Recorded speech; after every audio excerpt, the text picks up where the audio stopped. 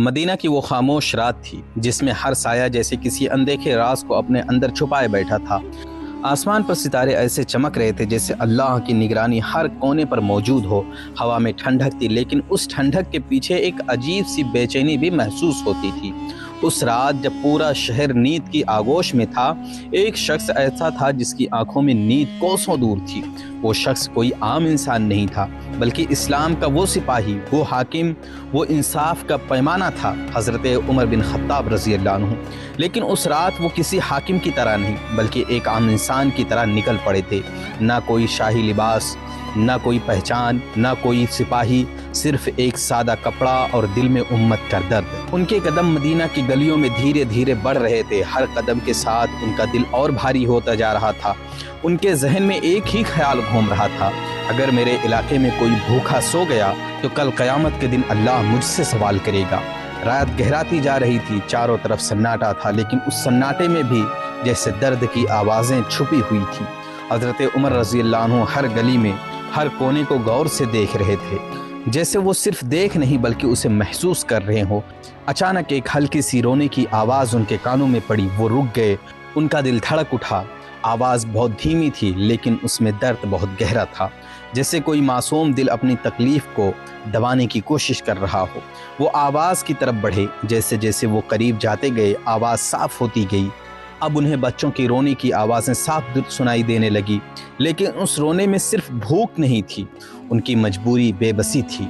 उनके कदम तेज़ होते गए। कुछ दूर जाकर उन्होंने देखा कि एक टूटा फूटा सा खेमा नुमा घर है, जिसके अंदर एक हल्की सी रोशनी चल रही थी।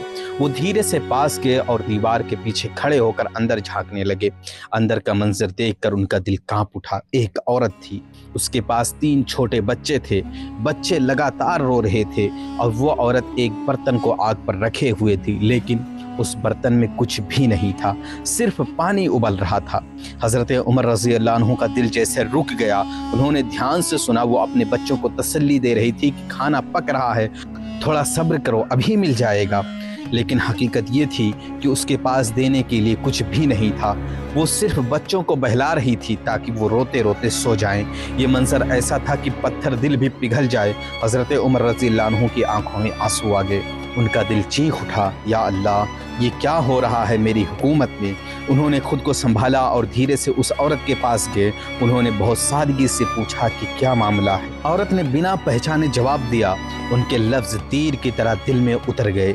उसने कहा कि उसका हाकिम उसे भूल गया है, वो भूखी है, उसके बच्चे भूखे हैं और वो हाकिम से शिकायत करेगी क़यामत के दिन। ये सुनकर हज़रत उमर रज़ी अल्लाह अन्हु के पैरों के तले ज़मीन खिसक गई। उनका सर झुक गया, दिल में दर्द और शर्म का तूफान उठ खड़ा हुआ। उन्होंने कुछ और नहीं कहा, बस चुपचाप वापस मुड़ गए। लेकिन ये वो वापसी नहीं थी जो एक आम इंसान की होती है। ये वापसी एक जिम्मेदार की हाकिम की थी, एक ऐसे इंसान की थी जो अपने रब के सामने जवाबदेह था। उनके कदम अब तेज थे, दिल बेचैन था, सांसें भारी थी। वो सीधे बैतुल माल की तरफ बढ़े। रास्ते में उनके जहन में वही मंजर बार बार घूम रहा था, रोते हुए बच्चे, खाली बर्तन और वो औरत के लफ्ज़, मेरा हाकिम मुझे भूल गया है। ये जुमला जैसे उनके दिल पर हथौड़े की तरह पड़ रहे थे। जब वो बैतुल माल पहुँचे तो उन्होंने तुरंत एक बोरी में आटा, खजूर और कुछ ज़रूरी चीज़ें भरनी शुरू कर दी। उसी वक्त उनके साथ एक साथी भी मौजूद था।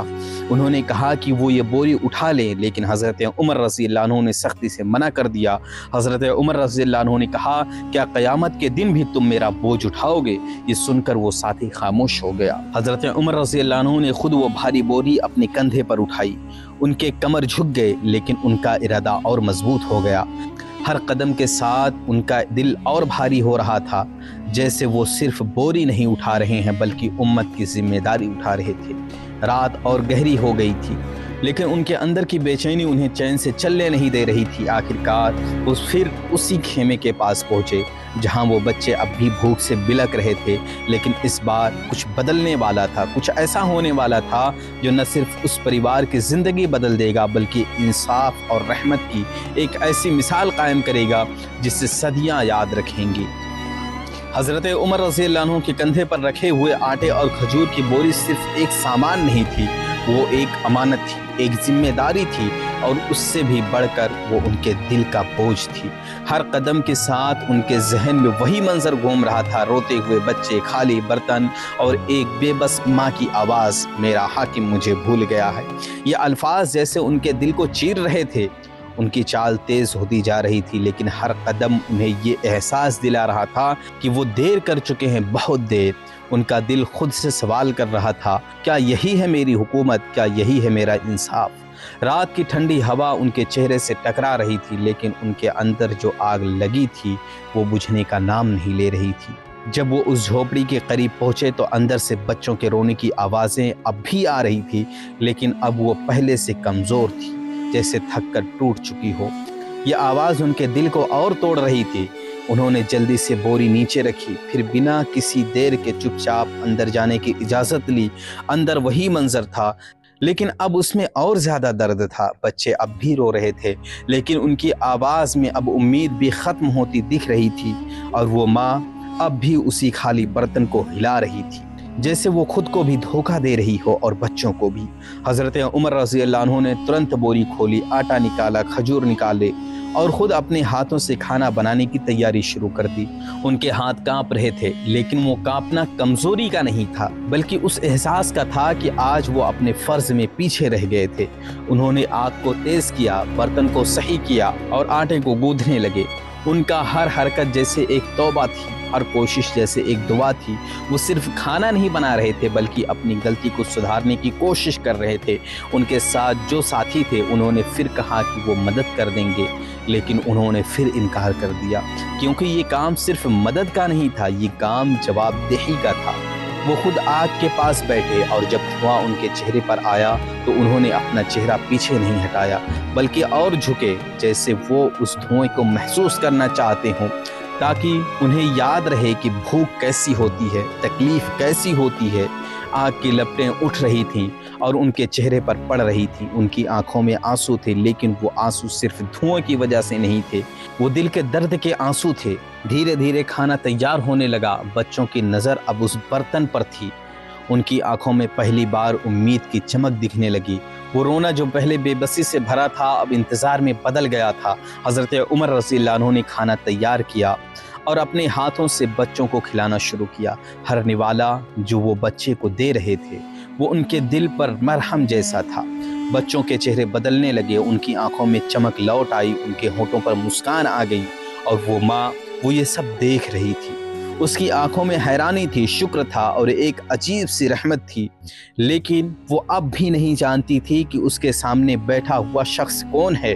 وہ بس یہ سمجھ رہی تھی کہ کوئی نیک انسان اس کی مدد کرنے آیا ہے۔ جب بچے پیٹ بھر کر کھانا کھانے لگے اور ان کی ہنسی گونجنے لگی تو حضرت عمر رضی اللہ عنہ تھوڑی دوری پر بیٹھ گئے اور انہیں دیکھنے لگے۔ ان کے چہرے پر ایک سکون تھا، لیکن وہ سکون ادھورا تھا، کیونکہ ان کے دل میں اب بھی وہ درد باقی تھا۔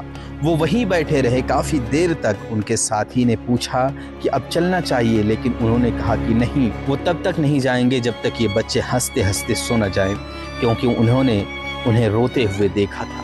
اب انہیں خوش دیکھنا بھی ضروری تھا۔ وہ بیٹھ کر بچوں کو دیکھتے رہے، بچے کھیلتے رہے، ہنستے رہے اور دھیرے دھیرے نیند کی آغوش میں چلے گئے۔ جب سب کچھ خاموش ہو گیا تو حضرت عمر رضی اللہ عنہ اٹھے۔ انہوں نے ایک آخری نظر اس پریوار پر ڈالی اور بنا کچھ کہے چپ چاپ واپس چل پڑے، لیکن جاتے جاتے ان کے دل میں ایک نیا احساس پیدا ہو گیا۔ یہ احساس تھا اور زیادہ جاگروک رہنے کا، اور زیادہ ذمہ دار بننے کا۔ ایک طرف وہ جھوپڑی تھی جہاں اب سکون چھایا ہوا تھا، اور دوسری طرف ایک دل تھا جو اب بھی بے چین تھا، حضرت عمر رضی اللہ عنہ کا۔ وہ واپس جا چکے تھے، لیکن ان کا دل وہیں رہ گیا تھا۔ ان کے قدم بھلے ہی بیت المال کی طرف لوٹ آئے تھے، مگر ان کا ذہن بار بار اسی منظر کی طرف جا رہا تھا۔ بچوں کی ہنسی، ان کی معصومیت اور وہ ماں کی بے بسی، یہ سب کچھ جیسے ان کی روح میں اتر چکا تھا۔ فجر کی اذان کی آواز مدینے میں گونج اٹھی، اللہ اکبر اللہ اکبر۔ یہ آواز ہر مسلمان کے دل کو سکون دیتی تھی، لیکن اس دن یہ آواز حضرت عمر رضی اللہ عنہ کو دل میں ایک اور احساس جگا رہی تھی، جواب دہی کا احساس۔ وہ نماز کے لیے کھڑے ہوئے، لیکن اس دن ان کی نماز الگ تھی۔ ان کے سجدوں میں آنسو تھے، ان کی دعاؤں میں درد تھا، وہ اپنے رب سے معافی مانگ رہے تھے اس غلطی کے لیے جو شاید انہوں نے جان بوجھ کر نہیں کی تھی، لیکن پھر بھی وہ خود کو ذمہ دار مان رہے تھے۔ نماز کے بعد لوگ ان کے پاس آئے، اپنے مسئلے لے کر اپنے فیصلے سننے لگے۔ وہ سب کی باتیں سنتے رہے، فیصلے کرتے رہے، لیکن ان کے اندر ایک عجیب سی خاموشی تھی، جیسے ان کا دل اب بھی اسی جھوپڑی کے دروازے پر بیٹھا ہوا۔ دوسری طرف وہ جھوپڑی جہاں اب صبح ہو چکی تھی، سورج کی ہلکی کرنیں اندر آ رہی تھی، بچے اب سو کر اٹھ چکے تھے، ان کے چہرے پر سکون تھا اور پیٹ بھرا ہوا تھا۔ وہ رات انہوں نے بھوک میں کاٹی تھی، اس کے بعد یہ صبح ان کے لیے کسی نعمت سے کم نہیں تھی۔ وہ ماں، وہ اب بھی سوچ میں ڈوبی ہوئی تھی، اس کی آنکھوں میں سوال تھا۔ وہ سوچ رہی تھی کہ وہ کون تھا وہ شخص جو آدھی رات آیا تھا، جس نے بنا کچھ پوچھے مدد کی، جس نے خود کھانا پکایا اور بنا کچھ کہے چلا گیا۔ اس کے دل میں اس کے لیے دعائیں تھیں، لیکن ساتھ ہی ایک حیرانی تھی، کیونکہ ایسا انسان ہر روز نہیں ملتا۔ دن گزرنے لگا، مدینہ کی گلیوں میں پھر سے رونق لوٹ آئی، لوگ اپنے کاموں میں لگ گئے، لیکن اس عورت کے دل میں اب بھی وہی سوال تھا۔ اور اسی دن ایک عجیب سا واقعہ ہوا۔ کچھ لوگ اس جھوپڑی کے پاس سے گزر رہے تھے، ان میں سے ایک نے اس عورت سے حال پوچھا اور باتوں باتوں میں اس نے رات کا واقعہ بتا دیا کہ کیسے ایک انجان شخص آیا، کیسے اس نے مدد کی۔ لوگ حیران رہ گئے۔ ان میں سے ایک نے دھیرے سے کہا، کیا تم نے اسے پہچانا نہیں؟ عورت نے سر ہلایا، نہیں، وہ نہیں جانتی تھی۔ تب اس آدمی نے جو کہا وہ سن کر جیسے وقت رک گیا۔ اس نے کہا، وہ کوئی عام انسان نہیں تھا، وہ اس امت کا حاکم تھا، وہ تھا عمر بن خطاب رضی اللہ عنہ۔ یہ سنتے ہی عورت کا چہرہ بدل گیا، اس کی آنکھیں پھیل گئی، اس کا دل تیز دھڑکنے لگا، جیسے اس کے پیروں تلے زمین کھسک گئی ہو۔ وہ کچھ پل کے لیے خاموش رہ گئی، پھر اس کی آنکھوں سے آنسو بہنے لگے، لیکن یہ آنسو پہلے جیسے نہیں تھے۔ یہ شرم کے آنسو تھے، پچھتاوے کے آنسو تھے، کیونکہ اس نے اسی حاکم کی شکایت کی تھی جس نے خود آ کر اس کی مدد کی تھی۔ اس کے لفظ اسے یاد آنے لگے، میرا حاکم مجھے بھول گیا ہے۔ اب وہی جملہ اس کے دل کو چبھ رہا تھا، اس کا دل کانپ اٹھا، وہ خود سے شرمندہ تھی۔ اسے احساس ہو گیا تھا کہ اس نے کس کے بارے میں کیا کہہ دیا ہے۔ اس کے دل میں ایک طوفان اٹھ کھڑا ہوا، وہ اب چین سے نہیں بیٹھ سکتی تھی۔ اسے جانا تھا، اسے ملنا تھا، اسے معافی مانگنی تھی۔ اس نے ترنت فیصلہ کیا اور مدینہ کی طرف چل پڑی۔ اس کے قدم تیز تھے، دل میں گھبراہٹ تھی، آنکھوں میں آنسو تھے۔ ہر قدم اسے اس سچائی کے قریب لے جا رہا تھا جسے وہ اب تک نہیں جانتی تھی، لیکن اسے نہیں پتا تھا کہ جس شخص سے وہ ملنے جا رہی ہے وہ صرف ایک حاکم نہیں، بلکہ ایک ایسا انسان ہے جو اپنے گناہوں سے پہلے ہی ڈرتا ہے، جو دوسروں کو تکلیفوں کو اپنی تکلیف سمجھتا ہے، اور جو انصاف اور رحمت کی مثال ہے۔ اور اب دونوں راستے ملنے والے تھے، ایک طرف ایک شرمندہ دل اور دوسری طرف ایک ذمہ دار حاکم۔ وہ عورت جس کی رات بھوک، درد اور بے بسی میں گزری تھی، اور جس کی صبح شرم، پچھتاوے اور بے چینی سے شروع ہوئی تھی، اس کے قدم تیز تھے، سانسیں بھاری تھی، اور دل میں صرف ایک خیال تھا، مجھے معافی مانگنی ہے۔ وہ مدینہ کی گلیوں سے گزرتی ہوئی اس جگہ کی طرف بڑھ رہی تھی جہاں اسلام کا حاکم بیٹھا تھا، جہاں فیصلے ہوتے تھے، جہاں انصاف ملتا تھا، اور جہاں بیٹھتے تھے حضرت عمر بن خطاب رضی اللہ عنہ۔ ہر قدم کے ساتھ اس کا دل اور تیز دھڑک رہا تھا، اسے ڈر تھا، شرم تھی، اور ایک عجیب سا خوف تھا۔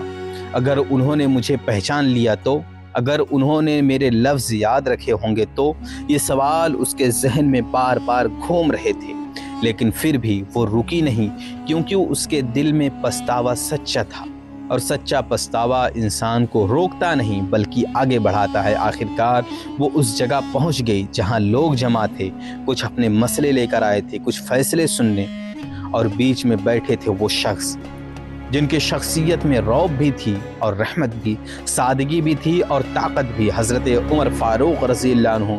لوگوں کی باتیں سن رہے تھے، فیصلے کر رہے تھے، ان کا انداز وہی تھا، سیدھا، صاف اور انصاف سے بھرپور۔ وہ عورت دور کھڑی تھی، اس کے قدم جیسے جم گئے تھے، وہ آگے بڑھنا چاہتی تھی لیکن ہمت نہیں جٹا پا رہی تھی۔ اس کی آنکھوں میں آنسو تھے، دل کانپ رہا تھا، لیکن پھر اس نے ہمت کی اور دھیرے دھیرے آگے بڑھی۔